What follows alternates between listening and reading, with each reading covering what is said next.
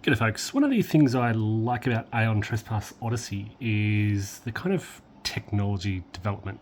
I have been critical of this. I did point out that you're not really investing in technology. You use basically a daily trigger. So as you work your way through the timeline, you're ticking off the box each day. And on some days it'll say, as in today, it's saying, all right, add a new structural technology. And so there's no real investment in technology. I am a bit critical of that. I like games where you are actually doing something to invest in technology. So in Kingdom Death Monster, you actually have to build the structures to have them in your settlement. In Aeon Trespass, it's just like, okay, it's day X, add a structural technology. So that's what I'm doing now. What I do like about this is the breadth of technologies available and how they send you down different paths. So these are my options at the moment. I do have to add a structural technology, which is indicated by that structural symbol, which is in contrast to the military technologies that I have available here. So you have these available, you'll have sort of requirements. Another consideration, whenever you're taking a technology, is what these may lead to. So if I were to take the Triskelion power boost, it would lead to, once I have this, I add these three other technologies to my potential pool. All right, so they'll be added to my potential, and that enhances my choices. So this is what I have available based on, I have Titan Stoa, for example. So this gives me access to Titan breeding. And if I were to take this technology, it would then give me access to a Grand Stoa. So I could look through my technology deck. I could look at Grand, I've got a huge, this is the Cycle 2 deck of potential technology. So there's a lot available. I could go through here and try and find, Giant Stoa. There's a lot to get through, and I could kind of read through that to try and plan ahead. Another little criticism, I can't even find it. Grand Stoa, the last card. So that Titan breeding would lead to this technology, which would then increase my Titan limit, and when I resolve this, gain a Dreamwalker Titan. I mean, that's brilliant. That's really good. I like that. Just adding a Dreamwalker Titan. I don't even have to sacrifice anything for that. So yeah, that's pretty cool. So, look, spoiler alert, I am leaning already towards Titan breeding. But let's run through them and talk about what they do. So I'm very early in the campaign. Okay, so political protection, defectors and informants risk their lives to help your cause. Permanent, I gain access to defectors, and this is an Argo resource. Immediately I gain one defector. I'm assuming I would this is a resource like crew on my ship, and I would be able to lose a defector when I'm about to perform a diplomacy test or any test or roll in the adventure phase to add 3 to the result. So that's a really good. Defectors are kind of like a currency you can spend to add modifiers to results. So that's a really nice thing to do. It's not overly exciting, but it could be very beneficial to have that +3 roll. That +3 roll could be very critical in many circumstances. Argo security. So you can recognize the guard Mora soldiers by the red stripes on their uniforms. Save. Gain 1 Argo Fate when you're about to lose a crew during the voyage or adventure phase to test diplomacy. Success, lower this crew loss by 1. Now, crew is a very important resource. As I mentioned in Cycle 1, I almost lost the game because of loss of crew. So being able to take an Argo Fate, which was never really threatening, to potentially save my crew is great. What I'm concerned about is I have to test diplomacy. So I've got a 7, 8, 9, 10, 4 out of 10 chance of succeeding. I worry about that die roll. So that's certainly important, but I'm not prioritizing Argo security right now. Canal reconnaissance. So there's already been hints that canals are going to be important in this cycle. And this is immediate place a generic token on this card. It's the Hemiola token.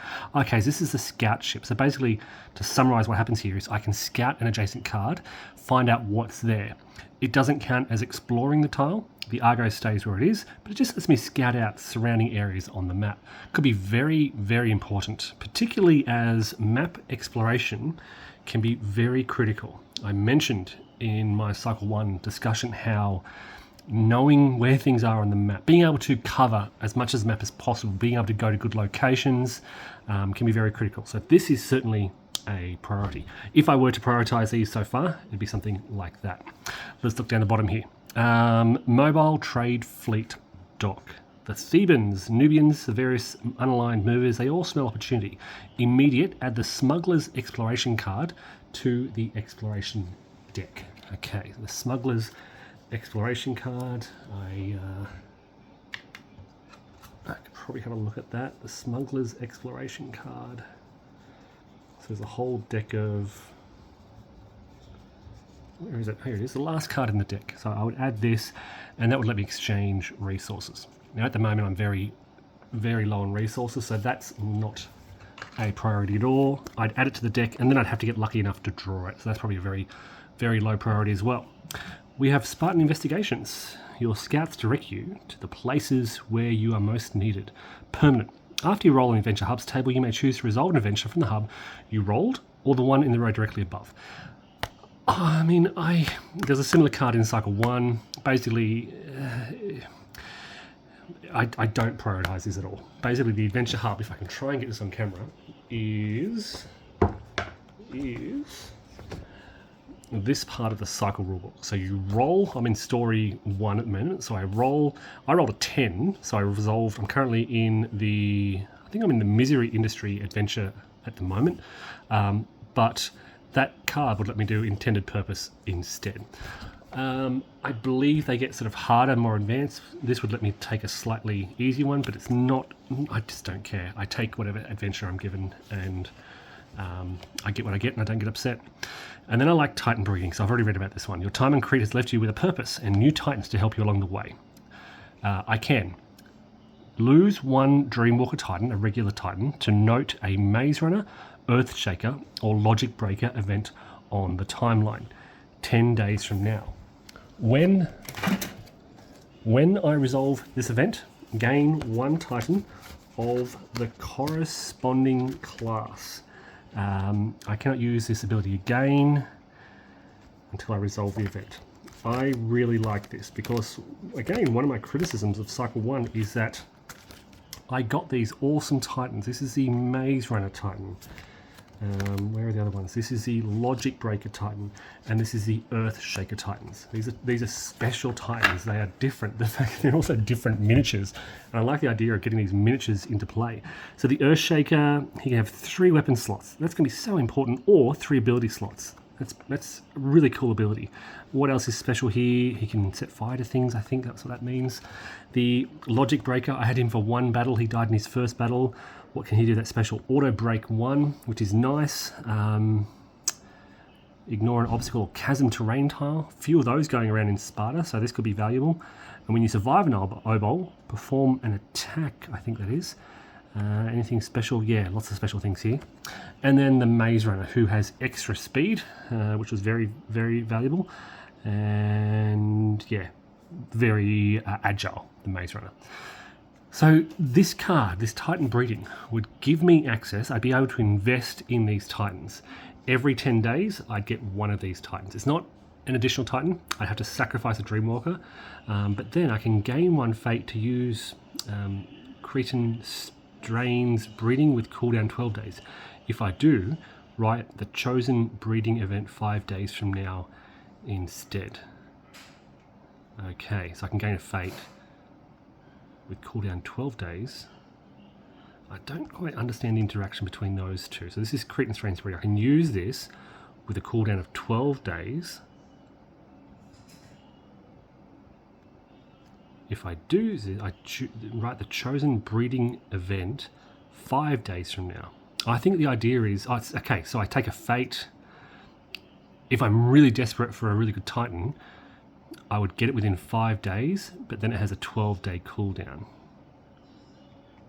Yeah, so it becomes sort of slower in the long run, but you know, for example, I could use that early, like straight away, to get a really cool Titan early in this campaign. But then it would have a 12-day cooldown instead of the usual 10. So this is my priority. This is what I'm leaning towards. I know canal reconnaissance is going to be important, but I'm sure I'll get another one. That'll probably be the next thing I do. Titan breeding, I just like the idea of starting to invest in some special Titans early, getting them, although I'm losing Titans pretty quick. I worry about this one, because it's such a cool event, but I just worry that I'll get these cool Titans and then lose them straight away, and I've got this early technology that He's not doing anything.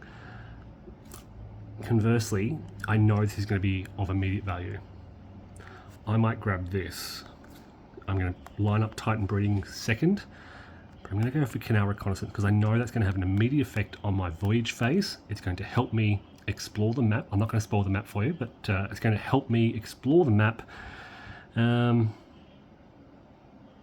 Yeah, which will really help advance the story, find out where I'm going.